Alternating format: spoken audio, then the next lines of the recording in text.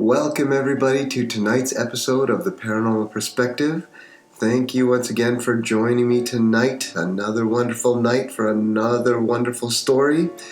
I am happy with all the feedback I've been getting. Thank you everybody for tuning in. Thank you for all the stories you've been sending me. I can't wait to read them. They just seem to keep getting better and better. This is doing fantastic and I love what I am getting. So if you have your own paranormal stories that you wish to share, please email me at info@paranormalperspective.com. You can again also find me on my website, www.paranormalperspective.com. And of course on YouTube, which is probably where you're watching this, at Paranormal Perspective. So if you have any investigation inquiries that you wish to ask about, then definitely you can find us at cappy7.ca. That's for here in Southern Alberta, specifically to the Calgary area. And of course you can find me on Facebook as Paranormal Perspective. Lots of ways to reach me, lots of ways to get in contact so we can hear more of those stories. So a couple of nights ago, and a few episodes back, I was saying how cool it was that I've been getting contact from farther and farther distances, and we reached the States last time with one of our previous stories. Well, tonight we're breaking that barrier even further. Tonight I have one that has come all the way from the Philippines. We're getting even further out, so the reach is getting further. That is fantastic. So please keep sharing this site and definitely subscribing to this channel so that way we can keep getting further and further and getting more and more exotic stories, and I can't wait to hear them.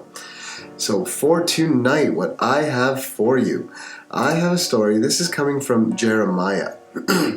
Now, Jeremiah, he is living in the Philippines, and he just sent me this story here, and after giving it a quick read here, this is very interesting because it seems to be a little something that seems to give Jeremiah that special touch that he seems to be involved with this stuff more than on one occasion, which is what's really cool. So I'm going to get right into it because this is a pretty good experience, set of experiences that he has sent me here. So I'm going to get right into that right now. So, excuse me. Jeremiah writes, I came from a very traditional family because my dad grew up in a semi-remote place here in the Philippines. While growing up, I experienced many weird things.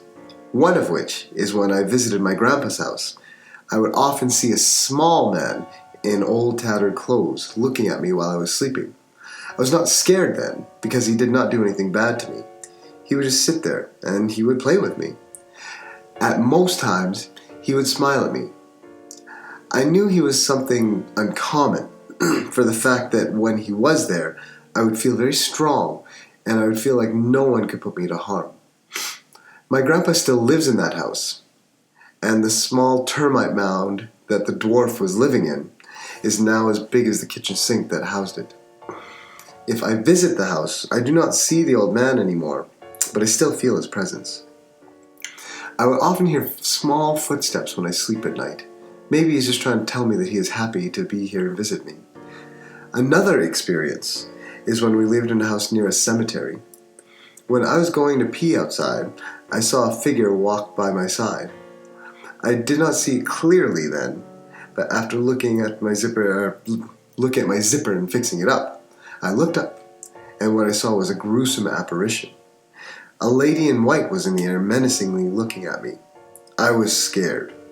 That's why I ran home. I was 10 years old then. And another experience I had was when I was 16 years old. It was our Army Reserve Officers Training Corps Cadet Ball, when one of my juniors called my attention. He said, "Sir, please come with us quickly. She's being possessed again." I asked him, "Who is she that you're telling me about?" Then another one of my juniors said, "The girl that was possessed last night, sir. She's strong. It took 14 big men just to restrain her. That 4'11" girl. She was even brought to the provincial hospital, but the 2 shots of tranquilizer that was enough to put 2 men to sleep didn't even put her to sleep at all. She only relaxed." With that said, I immediately ran towards the barracks that housed the possessed girl. I did not know who she was, but all my hair and my body immediately raised up upon entering the door. I shivered unknowingly without reason upon seeing the girl that sits beside the blackboard. I talked to her heart to heart and saw in her eyes that she wasn't lying. Her eyes tell me the truth. The possession stopped for a while before I came. Suddenly it started again. I'm a big guy. I have a big body, and I also have a Taekwondo black belt, and I'm a very big gym buff. But I could not even manage to restrain her. So I called my juniors. We are 13 in all, and together we weren't able to hold her down. So I asked for backup, and 6 more came.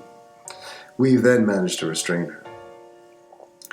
As I let her go, I just lost my place in the email there. So, as I let her go, something immediately came into my senses. I suddenly became more courageous. I got a candle, a match, and a 10M16 bullet. I talked to the girl and said, "Whoever you are, I am not afraid of you. Leave her or else you'll face the consequences." The thing insisted and said that she wanted me to bring the child. The thing that caught my attention is when the girl is talking to herself and said, "I'll get her. No, please let us leave. No, I'll get her," and so on and so forth. Her tone of voice would change from an old lady to a middle-aged man. I lit the candle and said that I would let the wax drip on her forehead if she won't leave the girl. Or if you won't leave the girl. I dripped the wax 2 times and she let out a menacing shriek. Upon doing this, my candle was blown out. But the thing is, I was facing the blackboard because she is on the platform below the blackboard, and being that the blackboard is on the wall made of cement. The creepy part is that the direction that the fire of the candle was when it was killed was not opposite me. It blew into my face. But there was no wind because the room was closed, and that is impossible for anyone to blow the candle because there is no room for anyone to be in front of me. And I was facing the wall. When I threatened her that I would put the bullet in between her fingers and to anguish her, she let out an ear-cracking shout. Then a word no one knows. It sounded like deep Spanish. And then she passed out, and then woke up the next day. She told me the spirit left her, and it was because it was afraid of me. I asked my father why I had this talent, and he told me that it runs in my family. He said that he could tell the future, that my grandpa can curse people, and the curse would immediately happen. And my great-grandpa could talk to our ancestors. Well, I hope you have a good day, sir. I hope this will make it into your videos, and please send me the link after doing so. Thank you. Needless to say, we have a few different situations going on, but that last one is something a little bit on that creepy side, of course. We're talking about possession. Possession is always freaky. Now, Jeremiah, I am definitely thinking that if you're having this many experiences regularly, now this is just the ones you've told me about. If you're having more than just that, you're having this more of a continuous basis, I mean, I'm leaning towards thinking that you have a touch of that extrasensory intuition. You seem to be more sensitive to people who have passed on. And for whatever reason, this thing, we don't know what it is, but this thing that was inside that girl felt threatened from you. Which is a good thing to know, that when you're in a situation like that, you have that sense of control. That is without a doubt one of the most important things you need to have in a situation like that. Excuse me. That is a situation in which, you're dealing with something freaky because you don't know what's inside this girl. You don't know what it is that is taking control of her. You don't know what it is that is making her act the way she is acting. And you took steps to try to essentially force it out. And those steps you took worked.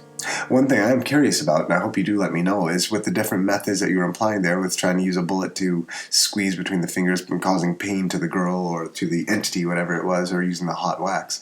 I'm just wondering where you got those methods from. Was that just things that came to you, or were those methods that you were familiar with? I know you said you're from the Philippines, so I'm not familiar with the cultural background in terms of how you might deal with such things.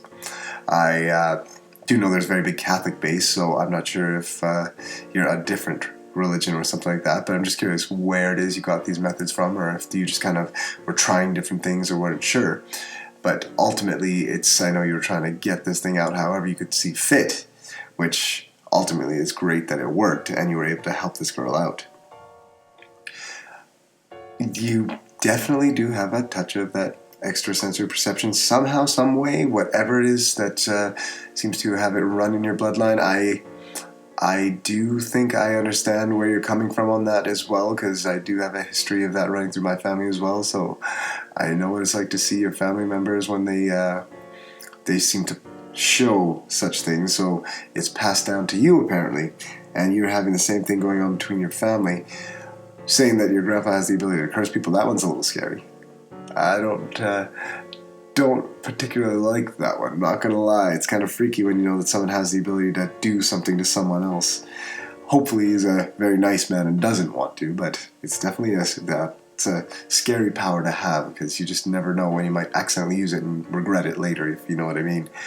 But that is a very, very freaky story towards the end part. I wonder, did you ever follow up with that girl afterwards, or did you ever find out what happened in terms of how she got possessed that way, I wonder? Definitely, again, I hope you let me know, because I'm very curious to find out what it is that, if you were able to let us know what happened there at all backstory, because that is an interesting one.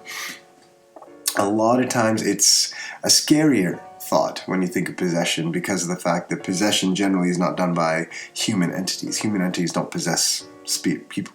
Generally, they manifest themselves and do their own thing. They don't take people over. Excuse me again, sorry, I've been fighting a little cold here.